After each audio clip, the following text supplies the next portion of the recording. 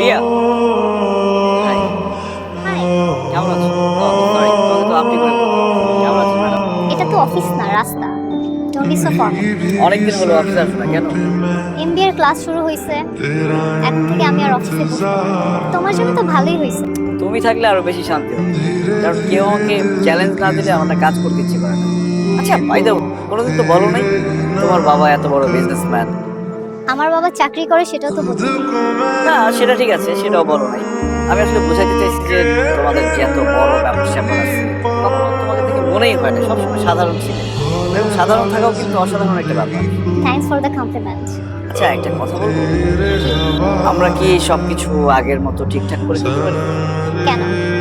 আমার বাবা বিজনেসম্যান বলে? এত বড় অফিস, বাড়ি গাড়ি আছে বলে? তুমি না আসলে কি বলবো, এক মাসও হয়নি ক্যারিয়ার শুরু করছো, এখনই বসের মেয়েকে বিয়ে করে চাকরি ছেড়ে অলস জীবন শুরু করা ঠান্ডা। বড়লোকের মেয়ে দেখলে মাথা ঠিক থাকে না, না? তোমার কাছ থেকে এসব এক্সপেক্ট করি।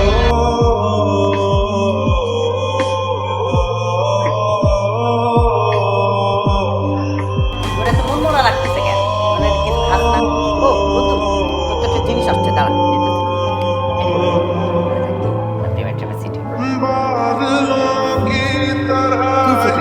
নতুন চাকরির কনগ্রাচুলেশন ম্যাম, কি করছিস? তুই এখনো মন খারাপ করে বসে রয়েছিস?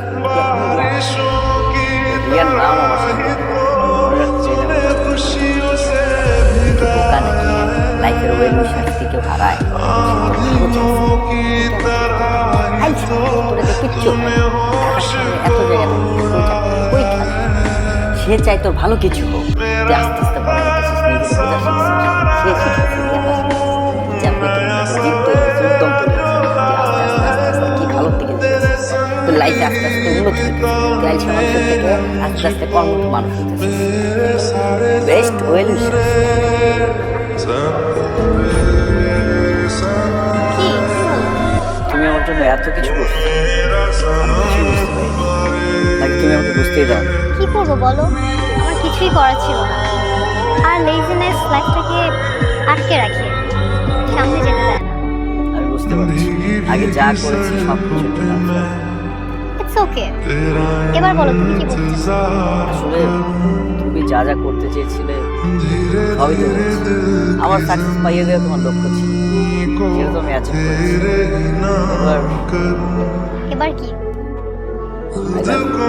সামনে আমার বিয়ে, আর এখন আমি তোমাকে আই লাভ ইউ বলবো? দেখো রিয়া, এতদিন তো আমার ব্যাপারে তোমার বাসায় বড় বেশ ছিল, এখন তো আমি একটা চাকরি করি। তাছাড়া তোমার বাবাও আমাকে পছন্দ করে। তুমি আমি তোমার বাবার ক্ষেত্রে এভাবে তাকিয়ে আছো। দেখছি একটা মেয়ে তার ভালোবাসা